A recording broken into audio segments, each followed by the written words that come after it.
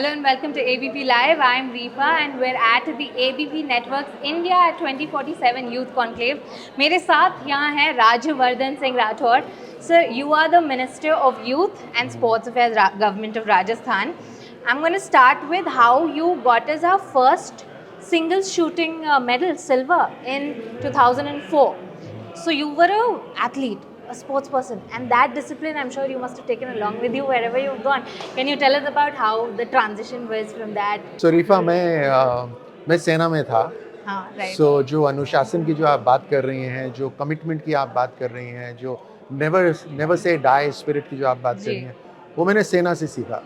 और हमेशा उस समय ये बात होती थी कि भारत नहीं जीत सकता इन अंतर्राष्ट्रीय खेलों के अंदर.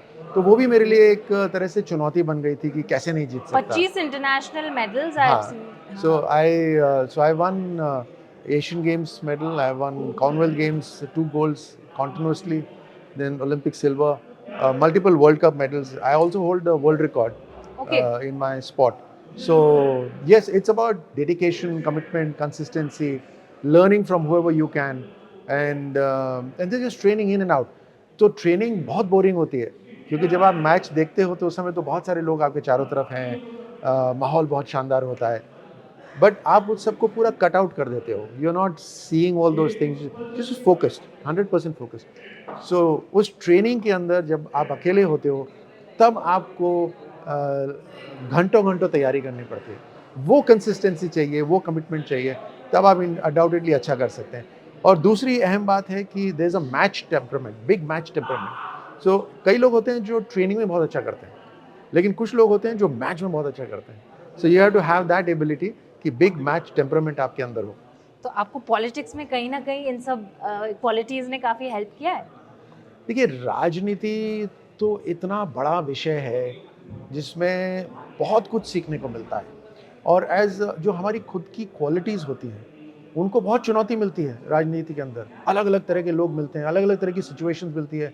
आपको पढ़ना बहुत मिल पड़ता है, आपको नॉलेज होनी चाहिए, फिर किस समय क्या बोलना है और किस समय क्या नहीं बोलना, ये सब. So it's a great sort of education. और निश्चित रूप से एक ऐसा मंच है जहाँ आप वाकई में भारत के लिए या अपने स्टेट के लिए कुछ करना चाहते हैं तो नीतियाँ यही बनती हैं.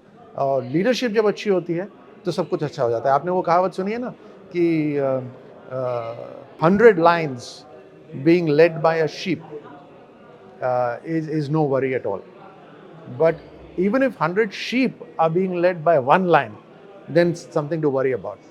So leadership is extremely important. We saw your session, it was काफ़ी high energy and you really seem to have inspired a lot of youth to get into policy making, get into politics for sure. Back there was a time when a lot of youth did not want to get in. Venture also, मतलब मैं personally मैंने सोचा था कभी I will not even venture into politics because there was this bad sort of a image of okay. And now अब हम जब देखते हैं कि नीरज चोपड़ा जैसे पानीपत से हैं, and we have a lot of Assam से लवलीना बोरगोहाई हैं, मीराबाई छानू हैं from Manipur, and small town से भी काफ़ी अभी टैलेंट बाहर आ रहा है. So in order to give that a push वैसे टैलेंट को राजस्थान से, what differently are you doing? So good question Rifa. So हम अभी एक टैलेंट हंट प्रोग्राम शुरू कर रहे हैं जो 10 साल से 12 साल के बच्चों का होगा. हम ये इसलिए कर रहे हैं कि अगर हमें 2036 ओलंपिक्स में पदक जीतने हैं तो अभी से हमें उन 10 से 12 साल के बच्चों को देखना पड़ेगा और उनको हर तरह का न्यूट्रिशन, हर तरह का स्किल देना पड़ेगा, एक बिल्कुल सही माहौल देना पड़ेगा जिससे वो 10 साल बाद जब वो 20 साल के हों या 22 साल के हों तब वो अपनी सबसे बेस्ट परफॉर्मेंस दे पाएँ. तो एक वो प्रोग्राम हमारा शुरू हो रहा है.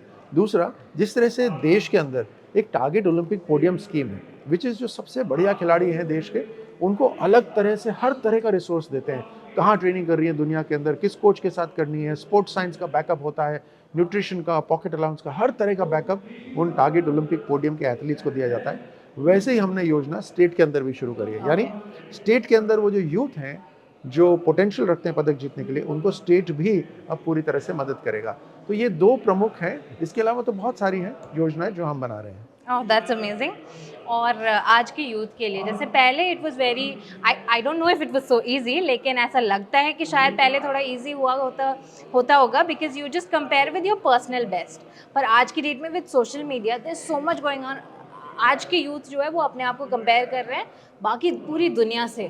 तो what message would you like to give to them? How to stay focused, how to you know just get out there and get things? So सबसे पहली बात तो कि मुझे नहीं लगता मैं एक ऐसी सिचुएशन में हूँ कि मैं आप सबको कुछ सिखा पाऊँ, लेकिन मेरी लर्निंग क्या है वो मैं आपके साथ शेयर कर सकता हूँ. तो मेरी लर्निंग है कि दुनिया के अंदर खास तौर से अब जो सोशल मीडिया आ गया है, बहुत सारे फिल्टर्स आते हैं, बहुत सारे देखने में कुछ लगता है लेकिन असली में कुछ और होता है. तो हमें अपने आप को निराश नहीं करना चाहिए कि अरे वो तो ये सब कर रहे हैं और हम ऐसे ही हैं. अपने अंदर खूबी तलाशिए और हर मोमेंट के अंदर जो आपकी जिस समय को आप एंजॉय कर रहे हैं वही सबसे बड़ा बढ़िया समय है. सो पास्ट में मत रहिए ज़्यादा, भविष्य में मत रहिए. ये ऐसा मैं करता हूँ ज़्यादा, मतलब पुराना ही सोचते रहना कि ये वो क्या दिन थे, या भविष्य के ही बारे में रहना, ऐसा होगा तो अच्छा होगा. अभी क्या है, 100% अभी जियो तो मज़ा है. आपको गेम्स क्यों अच्छे लगते हैं या आपको वीडियो गेम्स क्यों अच्छे लगते हैं? क्योंकि उस समय ना आप पास्ट का सोच रहे होते हो ना आप भविष्य का Living in सोच the रहे होते हो. moment, you live in the right. Moment. So any time you are living in the moment, that is the best moment. Amazing. और यूथ के लिए आप एक मोटो, एक अगर आप ऐसे कुछ बोल सके जो people should carry forward in their lives and actually act and work on it to make विकसित भारत ऑफ 2047. देखिए, भारत अपने आप विकसित हो जाएगा अगर आप विकसित हो जाएंगे. सो youth should work on yourself, work on your body, work on your mind, work on your knowledge, work on your team collaboration, right? Work on all of that. अपने आप भारत विकसित हो जाएगा. निश्चित तौर पे हमें भारत के लिए काम करना है, लेकिन सबसे पहले क्योंकि मैं युवाओं को एड्रेस कर रहा हूँ, तो खुद के लिए आप खुद को मजबूत करिए. And one thing that I always live by is never give up. Okay give up नहीं करना. सर, तो हमारा ना next month we have this ideas of India summit that's coming up. That's another conclave and वहाँ हमारा topic होगा new world order. तो new world order, what is it to you? आप कुछ बोलना चाहेंगे उस पर? The world is changing constantly. ये दुनिया लगातार बदल रही है, स्थिर नहीं रहती. तो इस बदलती दुनिया के अंदर अलग अलग तरह की सिचुएशंस आएंगी, लेकिन उन सिचुएशंस के अंदर हम परिस्थितियों को ब्लेम न करके अपने निर्णय के ऊपर अडिग रहेंगे. सो हर चीज़ हमारे हिसाब से बदलेगी. Your decisions are more important in the changing environment and the environment will keep changing. That's true. So change is the only constant. Change is the only constant. Absolutely.